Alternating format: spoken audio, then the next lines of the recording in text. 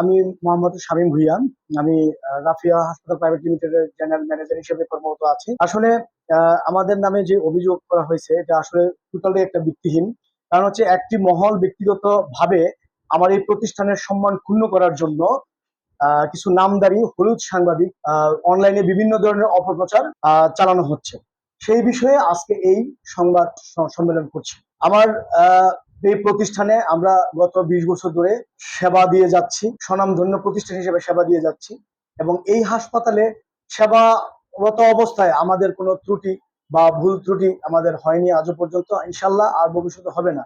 যে অপপ্রচার যারা চালাচ্ছে এটা তাদের নিজ ব্যক্তিগত স্বার্থে এবং কিছু কতিপয় স্বার্থ উদ্ধারের জন্য আমার এই অপপ্রচার চালানো হচ্ছে। সেই বিষয়ে আমি আজ যারা উপস্থিত স্বনামধন্য গণমাধ্যম কর্মীরা আছেন তাদের মাধ্যমে আমার এই অত্র কেরানীগঞ্জ বাসীর কে অবগত করার জন্য আমি একজন এই রাফিয়া হাসপাতালের জিএম হিসেবে আমি সবাইকে সতর্ক করতেছি যে আপনারা সতর্ক থাকুন। এরকম ভুয়া নিউজ যারা করে আপনারা প্রতিবাদ করুন এবং আপনারা রাফিয়া হাসপাতালের পাশে থাকুন। আপনারা জানেন এই হাসপাতাল দীর্ঘদিন যাবৎ প্রতিষ্ঠানটি সুনামের সাথে সেবা দিয়ে আসছে। এরকম যারা অনলাইন সাংবাদিক আছে নামধারী তারা এরকম অপপ্রচার চালিয়ে যাচ্ছে। এই বিষয়ে সবাই সতর্ক থাকুন। আমি মনে করি যে যারা এই কাজটা করতেছে এটা প্রতিহিংসার কাজ। এটা বিভিন্ন কতিপয় মহল তারা এই কাজগুলোর জন্য ইন্ধন সৃষ্টি করছেন, যেটা আমি তীব্র প্রতিবাদ জানাই এবং নিন্দা জানাই।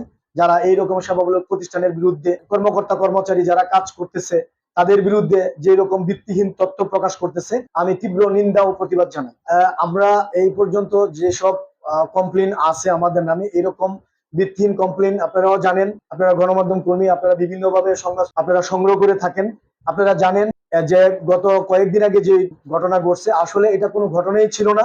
এটা একটা ভুল বুঝাবুঝি হয়েছে দুই পক্ষের মধ্যে। যে ডক্টর ছিল তার মধ্যে, কিন্তু রাফিয়া হাসপাতালের কোনো দোষ ছিল না এই জায়গায়। কিন্তু এটা তারা অপপ্রচার চালিয়েছে আমাদের সম্মান ক্ষুণ্ণ করার জন্য, আর কিছুই নয়। যেখানে উল্লেখ আছে যে দুই পক্ষের ভুল বুঝাবুঝি হয়েছে সেক্ষেত্রে তারা আর মিথ্যা কোনো অপপ্রচার চালাবে না এই বলে একটা মুচলেখা দিয়েছে। এখানে নিচে তাদের সত্যায়িত আছে, তারা এখানে সিগনেচার করে দিয়ে গেছে যে আমরা যে অপপ্রচার চালাইছি এটার জন্য আমরা দায়ী না। আসলে এটা কিছু সাংবাদিক যারা আছে নামমাত্র সাংবাদিক, নামধারী সাংবাদিক, তারা এই অপপ্রচার চালিয়েছে। এই বিষয়ে আমরা অবগত ছিলাম না, কিন্তু আমাদেরকে জিম্মি করে আমাদের নাম, আমাদেরকে ভিডিও নিয়ে আমাদের বিভিন্নভাবে আমাদের প্রলোভন দেখাইছে। দেখায়া আমাদেরকে বলা হয়েছে যে একটা সংবাদ প্রচার করব, কিন্তু আমরা বারবারই তাদেরকে না করছি। এবং আমার কাছে যে প্রুফ আছে সেই প্রুফটা আপনারা দেখছেন, যারা দেখছেন তারা তো জানেন যে এই প্রুফের মাধ্যমে হচ্ছে যে তারা নিজেরাই দাবি করেছে যে তারা এই বিষয়ে তারা ভুল বুঝাবুঝি হয়েছে। আসলে এটা রাফিয়া হাসপাতালের কোনো দোষ নাই, তারা মৌখিকভাবে স্টেটমেন্ট দিয়েছেন।